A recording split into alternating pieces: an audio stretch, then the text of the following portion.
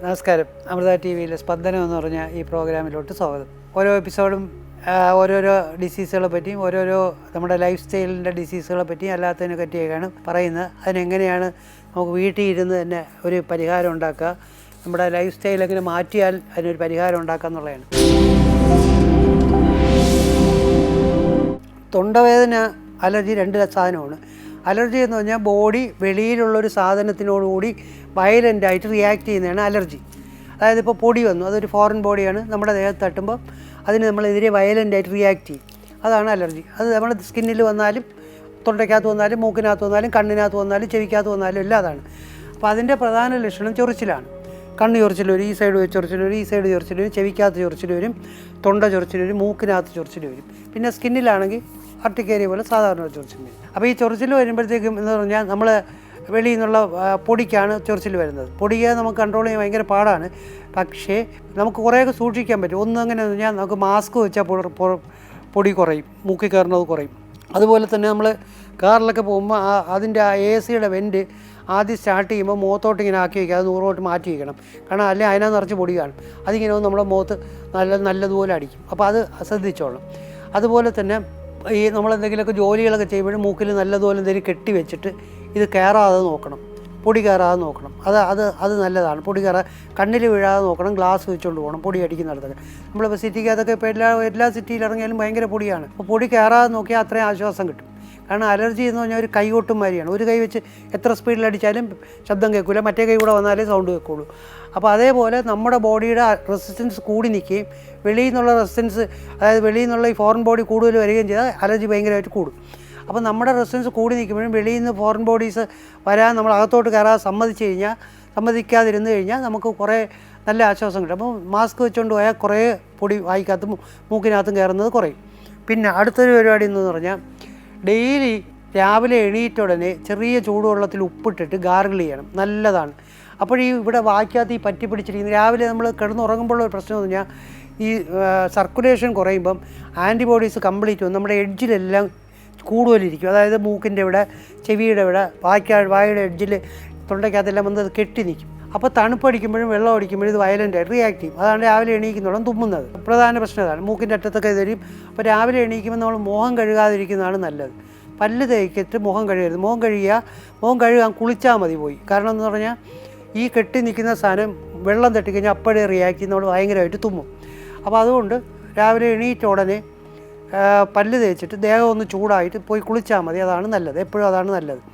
അതുപോലെ രാവിലെ എണീറ്റ ഉടനെ ചെറിയ ചൂടുവെള്ളത്തിൽ ഒരു 1/4 കപ്പ്, ഒരു മഗ്ഗിൻ്റെ 1/4 മഗ്ഗ് ചെറിയ ചൂടുവെള്ളത്തിൽ 2 നുള്ള് ഉപ്പിട്ടിട്ട് നന്നായിട്ടൊന്ന് ഗാർഗിൾ ചെയ്യണം.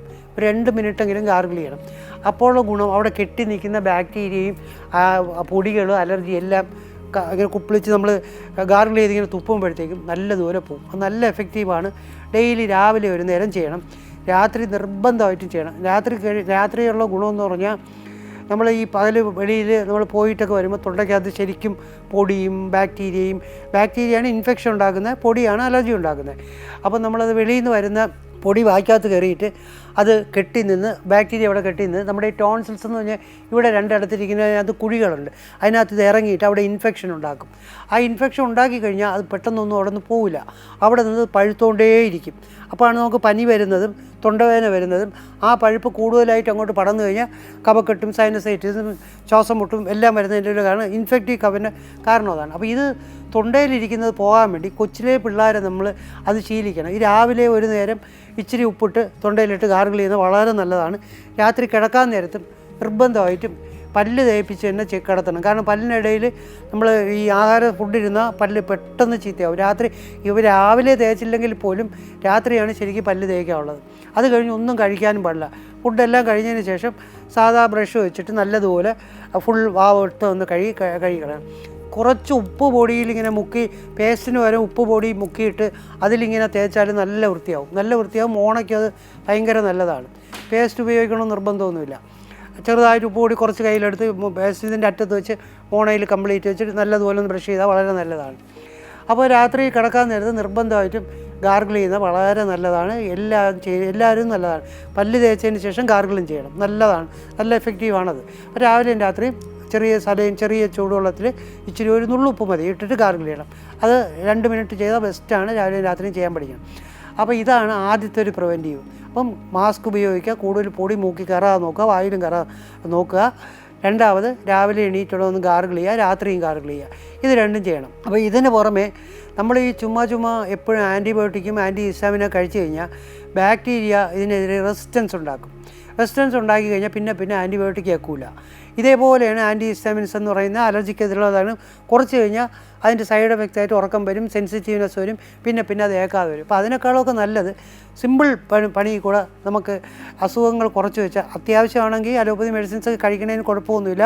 ആൻറ്റിബയോട്ടിക്സ് കഴിക്കാൻ പറ്റും, ആൻറ്റി ഹിസ്റ്റാമിൻസ് ഒക്കെ അത്യാവശ്യമാണെങ്കിൽ കഴിക്കാം. പക്ഷേ സ്ഥിരം കഴിച്ചാൽ ഇതൊന്നും പിന്നെ ഏക്കത്തുമില്ല, കുഴപ്പമാണ്. അപ്പോൾ അതിന് ഒരു പരിഹാരം ഹോമിയോ ആണ്. അപ്പോൾ ചെയ്യാനുള്ളത് ഇതുപോലെ ഈ ടോൺസിൽസ് പ്രിവെൻറ്റ് ചെയ്യുന്നതിന് നല്ലപോലെ നമുക്ക് ഈ ബയോകെമിക് സോൾട്ടുകളുണ്ട്. അത് കണ്ടിന്യൂസ് ആയി കഴിച്ചുകൊണ്ടിരുന്നു കഴിഞ്ഞാൽ ഫെറംഫോസ് എന്ന് പറയും, അത് അയണിൻ്റെ, അത് ഇൻഫെക്ഷൻ കുറയ്ക്കാനുള്ള സാധനമാണ്. പിന്നെ കാലിമോർ എന്ന് പറയും, സൈലീഷ്യ എന്ന് പറയും. ഇതെല്ലാം ബയോകെമിക് സോൾട്ടുകളാണ്. അത് നമ്മൾ സ്ഥിരമായിട്ട് കഴിച്ചുകൊണ്ടിരുന്ന ടോൺസിൽസ് പഴുക്കാതിരിക്കും. നല്ല എഫക്റ്റീവാണ്. അപ്പോൾ ഈ മഞ്ഞക്കഫം വരിക, മൂക്കിൽ നിന്ന് മഞ്ഞക്കഫം വരിക, ഇവിടെയൊക്കെ വേദന വന്ന് സൈനസൈറ്റിസ് വരിക, തൊണ്ട അടഞ്ഞിരിക്കുക, ഇതെല്ലാം ഇൻഫെക്ഷൻ്റെയാണ്. അതുപോലെ ആ മഞ്ഞക്കഫം അകത്തോട്ട് പോയി ചുമയുണ്ടാവും, വീസിങ് ഉണ്ടാവും, അതൊക്കെ ഇൻഫെക്ഷൻ്റെയാണ്. അപ്പോൾ ഇത് കുറയ്ക്കാൻ ഇതിൻ്റെ പ്രിവെൻറ്റീവായിട്ട് നമ്മൾ ആദ്യം പറഞ്ഞ പോലെ മറ്റേ മാസ്ക് ഉപയോഗിക്കുക, ഇത് ഗാർഗിൾ ചെയ്യുക. ഇതിനെല്ലാം പുറമെ നമ്മൾ ഈ പറഞ്ഞ മാതിരി രാത്രി പല്ല് തേച്ചുകൊണ്ട് കിടക്കുക, അത് നല്ലതാണ്. ഉപ്പിട്ട് ചെയ്യുന്നതാണ് നല്ലത്. അപ്പോൾ ഇതിനെല്ലാം പുറമെ ഈ മെഡിസിൻസ് കഴിച്ചുകൊണ്ടിരുന്നാൽ ഇത് പിന്നെ കഫം വരുന്നത് നല്ല രീതിയിൽ കുറയും. ഇപ്പം ചുമക്കുന്നതെല്ലാം അടുപ്പിച്ചടുപ്പിച്ച് കുറയും. ഈ സ്കൂളിലൊക്കെ പിള്ളേരെ വിട്ട് കഴിയുമ്പോൾ നമ്മളിതുപോലെ മരുന്നൊക്കെ എടുത്ത് വല്ലതൊക്കെ കുറച്ചിട്ട് സ്കൂളിൽ വിട്ട് കഴിയുമ്പോൾ നഴ്സറി സ്കൂളിൽ ചെല്ലുമ്പോൾ ഇവർ വളരെ ക്ലോസ് ആയിട്ടിരുന്ന് സംസാരിക്കുകയും വായിൽ നിന്നാണ് ഇത് അങ്ങോട്ടും ഇങ്ങോട്ടും പകരുന്നത്. സംസാരിക്കും, ചെവിയിൽ വരെ ചെവി വരെ, ചെവിയുടെ അകത്തുള്ള ഇൻഫെക്ഷൻ വരെ വരും. അപ്പോൾ അടുത്തടുത്ത്, പക്ഷേ പിള്ളേരെ അടുത്തിരിക്കണമെന്നൊന്നും പറയാൻ പറ്റില്ല, അതൊന്നും ആവശ്യമില്ലാത്ത കാര്യമാണ്. അപ്പോഴീ ഒന്നീ മാസ്ക് ഉപയോഗിക്കുക, അല്ലെങ്കിൽ എല്ലാവരും കൂടെ ഇൻഫെക്ഷനുള്ള കുട്ടികൾ അടക്കം എല്ലാവരും ഇതുപോലത്തെ പ്രിക്കോഷൻസ് എടുത്തുകൊണ്ടേ ഇരുന്ന് കഴിഞ്ഞാൽ ഫ്രീക്വൻ്റ് ആയിട്ട് ഇത് പിന്നെയും വരാതിരിക്കും. ഭയങ്കര ഒരു ബുദ്ധിമുട്ടുള്ള കാര്യമാണ്. അപ്പോൾ ഇത് ഇത്രയാണ്. അപ്പം ഇത് ഇത്രയും അതിൽ ചെയ്യണം. പിന്നെ ഈ ബയോകെമിക് ടാബ്ലറ്റ്സ് കൊടുത്തുകൊണ്ടിരുന്ന് കഴിഞ്ഞാൽ പ്രിവെൻറ്റീവായിട്ട് നല്ല രീതിയാക്കി രാവിലെ എണീക്കുന്ന തുമ്മലൊക്കെ നല്ലതുപോലെ കുറയും. അപ്പോൾ രാവിലെ എണീക്കും ഞാൻ ഈ പറഞ്ഞ പോലെ മുഖം കഴുകരുത്, പല്ല് തേച്ചതിന് ശേഷം പോയി കുളിക്കുന്നതാണ് നല്ലത്.